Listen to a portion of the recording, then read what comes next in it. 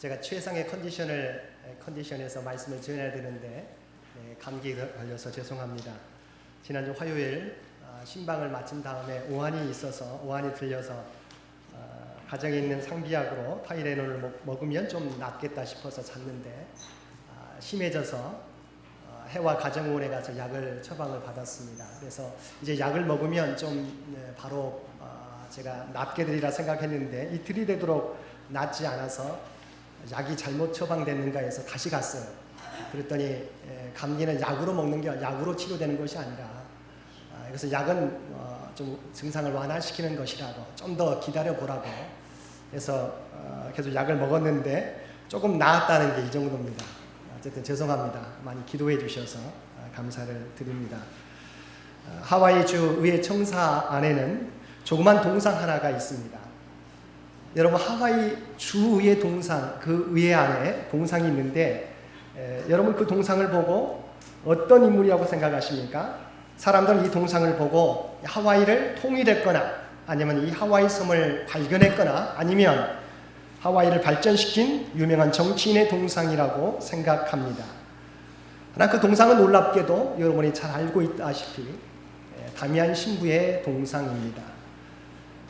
벨기에 태생의 다미안 신부는 브레네르 공트 대학에서 공부한 후 1864년 호놀룰루에서 사조로 서품되어서 주민들의 복음화를 위하여 헌신하다가 1873년 몰로카이 나완저촌의 파견을 자원하여서 여생을 나완자들과 함께 보냈습니다.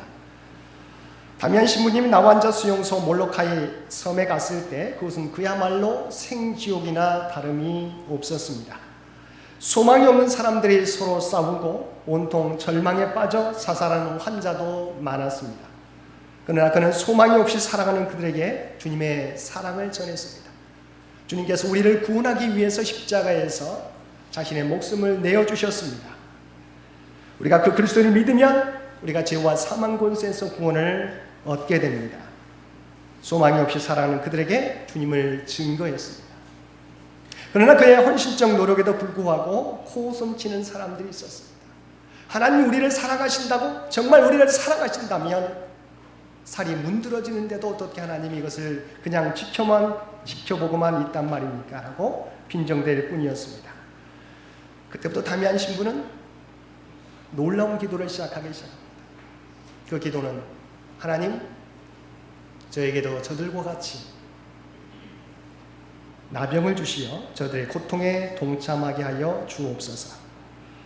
그러다 오늘날 다미안 신부님이 목욕을 하기 위해 난로 위에 물을 데피기 위해서 뜨거운 주전자를 올려놓았는데 실수해서 그 주전자를 엎질러 버렸어요.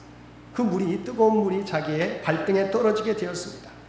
근데 아무런 감각을 느끼지 못했습니다. 그 순간 자기도 문둥병에 걸린 것을 알게 된 다미안 신부는 절망도 잠깐, 기쁨과 감사의 눈물을 흘렸습니다. 그때부터 신부님은 강론할 때마다 사랑은 나의 형제 나병 환자 여러분이라고 고백할 수 있었습니다. 그러면서 하나님께서는 변함없이 우리 모두를 사랑하고 계십니다. 내 몸은 당신들과 같이 썩어 문드러져 가지만 내 안에는 주님이 주시는 평화가 깃들어 있습니다라고 강론하기 시작했습니다. 다미안 신부님의 그들과 같이 낮아지는 이러한 사랑을 통해서 그 소망이 없는 그 지옥과 같은 그 섬이 사랑과 평화의 섬으로 변화되기 시작했습니다. 우리는 대림절 셋째 주일을 보내고 있습니다. 우리가 함께 읽은 본문 말씀은 메시아에 대한 예언의 말씀을 담고 있습니다. 하나님께서는 선지자 이사야를 통해서 우리에게 오시는 메시아에 대해서 예언해 주고 있는데 그 이름은 임마누엘이 될 것이라고 말씀하셨습니다. 다시 말하면 우리에게 오시는 메시아, 그분은 우리와 함께 하시는 하나님이시라는 것입니다. 우리를 구원할 메시아는 높은 곳에 계셔서 명령만 하시는 그러한 분이 아니라 우리를 구원하기 위하여 인간의 낮은 자리까지 내려오셔서 우리와 함께 하시는 하나님이시라는 것입니다. 그런데 이 말씀이 선포된 배경을 살펴보면 놀랍습니다. 이사야 본문의 상황은 남유다 아하스 왕이 다스리는 때였는데 아람과 북이스라엘의 연합군이 남유다를 공격하여서 남유다가 어려움을 겪고 있을 때였습니다. 당시 팔레스타인의 여러 나라들은 북방에서 신은 강대국으로 떠오르고 있는 아수르의 위협을 느끼고 있었는데, 마침 이 아수르가 이 세력을 확장하고자 남진 정책을 펼치고 있었습니다. 이에 대항해서 아람과 북이스라엘이 손을 잡고 이 아수르를 치는 공격에 동참할 것을 요구했습니다. 그런데 형제 나라였던 남유다 아하스가 이들에게 동조하기보다는 친아수르 정책을 펴고 이들에게 협조하지 않았던 것입니다. 그러자 아람과 북이스라엘의 연합군이 이 남유다 아하스 왕을 공격하게 되었습니다. 이때 남유다의 아하스 왕은 이들의 1차 공격은 막아냈지만 이들이 다시 2차 공격을 위해 예루살렘 부근에 집결해 있다는 소식을 듣게 되었을 때는 유다 백성들과 함께 심히 두려워하고 있었습니다. 이때 하나님께서 이 메시아에 대한 예언의 말씀을 선포해 주신 것입니다. 하나님께서 이사야 선지자에게 나타나시어서 이들 연합군은 연기나는 두 부직갱이 구루터기에 불과하니 두려워하며 낙심하지 말라고, 또한 이들의 도모가 결코 서지 못할 것이라고 분명히 말씀해 주셨습니다. 뿐만 아니라 이들 유다를 공격하는 북이스라엘은 65년 안에 패하여 나라를 다시 회복하지 못할 것이라고 아하스 왕에게 전하라고 말씀해 주셨습니다. 그러나 남유다의 아하스 왕은 하나님의 선포해 주시는 이사야 선지자의 말씀을 믿지 않았습니다. 그래서 하나님께서는 9절 하반절에서 이런 아하스의 불신앙에 대하여 경고하셨습니다. 9절 하반절 말씀 보시기 바랍니다. 만일 너희가 굳게 믿지 아니하면 너희는 굳게 서지 못하리라. 하나님의 구원 약속을 전해주는데도 아하스 왕은 전혀 믿지 않았어요. 그래서 하나님께서는 다시 한번 재차로 하나님을 의지할 것을 권면해 주셨습니다. 10절과 11절 말씀, 여호와께서 또 아하스에게 말씀하여 이르시되 너는 내 하나님 여호와께 한 징조를 구하되 깊은 데에서든지 높은 데에서든지 구하라. 하나님의 약속을 못 믿겠거든. 그러면 하나님 앞에 징조를 보여달라고 구하라고 하나님께서 정말 친절하게 말씀해 주셨습니다. 그러나 아하스 왕은 이번에도 나는 구하지 아니하겠나이다, 나는 여호와를 시험하지 아니하겠나이다라고 대답했습니다. 나는 여호와를 시험하지 않겠나이다. 이 말씀만 보면 아하스 왕이 대단한 믿음의 사람인 것처럼 느껴집니다. 네가 정녕 못 믿거든 나에게 한 징조를 구해라. 아하스 왕이 뭐라고요? 나는 하나님을 시험하지 않겠습니다. 믿음의 고백처럼 느껴지게 됩니다. 그런데 그가 나타낸 행동은 정반대의 모습이었다는 것입니다. 하나님을 시험하지 않겠다는 이유를 들었지만 사실은 보이지 않는 하나님보다도 그는 보이는 아시리아의 디글랏 빌레셀 왕을 의지했던 것입니다. 열왕기하 16장 7절 말씀에 보게 되면 아하스 왕이 아시리아의 디글랏 빌레셀에게 요청하는 내용이 나오고 있습니다. 아하스가 아수르 왕 디글랏 빌레셀에게 사절을 보내 이르되 나는 왕의 신복이요 왕의 아들이라. 이제 아람 왕과 이스라엘 왕이 나를 치니 청하건대 올라와 그 손에서 나를 구원하소서. 아하스 왕은 하나님께 구해야 되는데 하나님께서 친히 나에게 징조를 구하라고 말씀해 주시는데 그는 하나님을 시험하지 않겠다고 입술로는 고백했는데 무엇 때문에요? 하나님께 대한 믿음 때문이 아니라 그는 눈에 보이는 아시리아 왕을 의지했기 때문입니다. 이게 얼마나 어리석은 사람입니까? 그런데 이사야는 아하스 왕이 이런 불신앙에 대하여 책망하기보다 우리를 향하신 하나님의 구원의 징조를 말씀해 주신 것입니다. 14절 말씀입니다. 그러므로 주께서 친히 징조를 너희에게 주실 것이라. 보라, 처녀가 잉티하여 아들을 낳을 것이요 그의 이름을 임마누엘이라 하리라. 아멘. 하나님께서 아하스 왕에 들려주신 예언의 말씀은 처녀가 잉티하여 아들을 낳을 것인데 그것이 너희를 향한 하나님의 구원의 징조가 될 것이라는 것입니다. 하나님께서는 아하스 왕으로 상징되는 인간의 불신앙에도 불구하고 하나님께서 친히 인간의 몸으로 오셔서 우리를 구원하시겠다는 하나님의 구원 계획을 선포해 주신 것입니다. 우리가 구원받을 만해서 우리에게 구원의 은혜를 베풀어 주신 것이 아니라 이런 아하스 왕의 불신앙에도 불구하고 이런 인간의 불신앙에도 불구하고 하나님께서 친히 인간의 몸으로 내려오셔서 우리를 구원해 주시겠다고 선포해 주신 것입니다. 이건 단순히 남유다에 대한 구원 계획만이 아니었습니다. 이것은 온 인류에 대한 하나님의 구원 계획이셨습니다.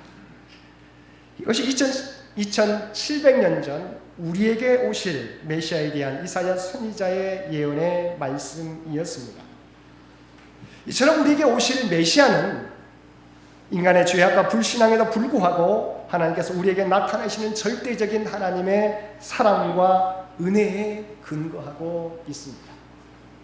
2700년 전에도 하나님은 인간의 불신앙과 죄악에도 불구하고 하나님의 사랑으로 우리에게 첫 번째 메시아를 보내주셨습니다.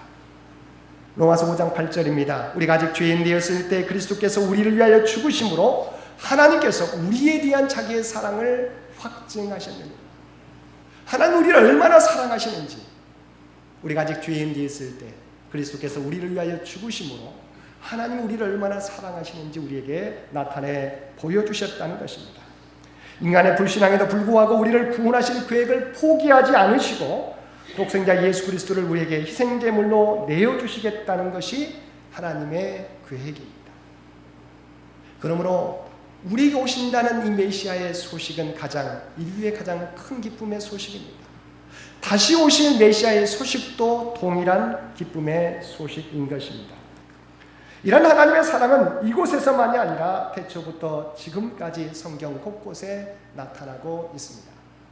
태초의 아담과 하와가 하나님의 명령에 불순종하여 선악과를 따먹고 에덴 동산에서 쫓겨나게 되었을 때 하나님께서 그들에게 가죽옷을 입혀주셨다라고 말씀해 주시고 있습니다. 하나님의 명령에 불순종하여서 수치를 알게 된 그들을 하나님께서는 그들을 감싸주기 위해서 특별히 한 어린 양을 잡아서 희생시켜서 그 어린 양의 털을 가지고 그들을 감싸주셨다고 하는 것입니다. 그들은 그들의 죄로 인하여 에덴 동산에서 쫓겨났지만 하나님께서는 그들을 영원토록 버리시지 않고 용서해 주시고 구원해 주실 것을 이 가죽옷을 입혀주심으로써 우리에게 상징적으로 보여주셨습니다. 믿음의 조상 아브라함이 하나님의 명을 따라 백세에 낳은 이삭을 모리아 산에서 하나님께 바치려 할 때도 하나님께서 무엇을 준비해 주셨습니까? 순양을 준비해 주셔서 바로 이삭을 하나님께 드리지 않도록 이들과 함께해 주셨던 것입니다. 이스라엘 백성을 구원하기 위해서 애굽의 바로 왕에게 모세를 보낼 때에도 두려워하는 모세에게 하나님께서 뭐라고 말씀해 주셨습니까? 정녕 내가 너와 함께할 것이라고 분명히 말씀해 주셨습니다. 우리가 잘 알고 있는 다윗은 시편 23편에서 내가 사망의 음침한 골짜기를 다닐지라도 거닐지라도 두려워하지 않겠다라고 고백했습니다. 그 이유가 무엇입니까? 하나님이 나와 함께 하시기 때문이라고 그는 고백했던 것입니다.